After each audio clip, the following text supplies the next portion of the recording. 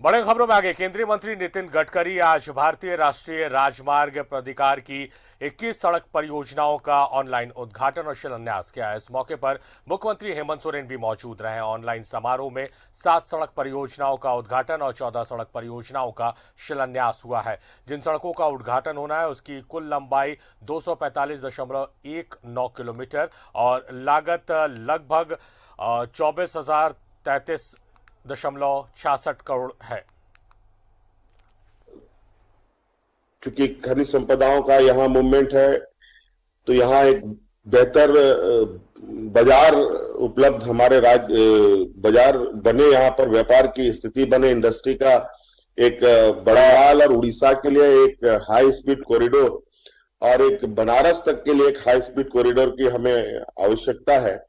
इसके लिए मुझे लगता है कि एक ये तीन चीजें अगर हमारे लिए होती हैं तो एक यहाँ पर इंडस्ट्री की जो स्थिति है वो बहुत तेजी से आगे हम इसको ले जाने की स्थिति पर आएंगे। पर्यावरण को देख के विषय पर हमें चिंता करने की आवश्यकता होगी। सड़कों के किनारे पेड़ों की उपलब्धता बिल्कुल कम दिखती है और लगभग सब जगह खानापूर्ति की जैसा ही स्थिति दिखता है। और चूंकि झारखंड में तो अधिकतर मतलब 50% हमारा एरिया तो जंगल का ही क्षेत्र है और वही हरा भरा दिखता है। सड़कों के किनारे में पेड़ों की संख्या बहुत कम के बराबर दिखती है, नहीं के बराबर दिखती है, और इसको लेकर एक विशेष ड्राइव के साथ सड़कों के किनारे पेड़ लगाने की आवश्यकता है ताकि पर्यावरण को भी हम लोग संरक्षित कर पाए। हमारे एरिया में कई ऐसे क्षेत्र हैं जहां एलिफेंट कॉरिडोर्स हैं, जहां पर हाथियों का आवागमन बराबर होता रहता है, और सड़कों को बनाने के बाद उनके मूवमेंट के लिए हम लोगों ने बहुत विशेष ध्यान नहीं दिया है।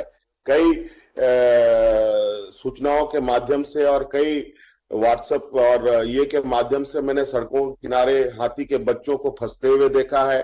कई जगह पर हाथियों को सड़क के किनारे मतलब दूसरी तरफ क्रॉस नहीं करने की वजह से शहरों की ओर आने के लिए आने की स्थिति बनी है। ऐसी भी स्थिति हमने देखी है।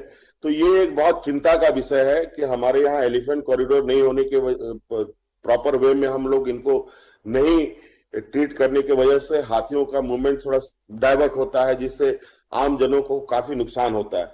तो मेरा ये आग्रह होगा कि ये विशेष रूप से ये एलिफेंट कॉरिडोर और सड़क के किनारे पेड़ को लगाने के लिए एक हमें मजबूती से कदम उठाना चाहिए सर। जो एलोकेशन हुआ है, यहाँ पर फंड एलोकेशन हुए हैं जो विगत 17-18 से लेकर के 20-21 तक, अभी तो हमें 675 करोड़ रुपए का ये मिला है, जबकि हमारा अलॉटमेंट लगभग 1200 से 1300 करोड़ रुपए का एक्सपेक्टेड है।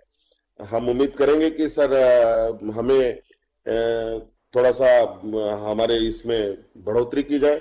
और एक विशेष बात है सर, मैं बताना चाहूंगा कि आपके यहाँ सर पहले हमारे यहाँ ये सारे प्रोजेक्ट्स का जो हेडक्वार्टर था लखनऊ हुआ करता था, और अब ये चला लखनऊ से उठ करके ये कलकत्ता चला गया है, जहां रीजनल पेमेंट अकाउंट ऑफिस वगैरह नहीं होने की वजह से मुझे लगता है कि जो कॉन्ट्रैक्टर्स हैं इनको पेमेंट और इनको ये होने में बहुत दिक्कतें हो रही है। मेरा आग्रह होगा कि इसकी कोई अथॉरिटी स्टेट गवर्नमेंट में ही किसी पदाधिकारी को आप लोग नामित करें, ताकि यहाँ पर जो लोग काम करते हैं उन लोगों को बहुत दिक्कतों का सामना ना करना पड़े और वो काम तेजी से कर लोग।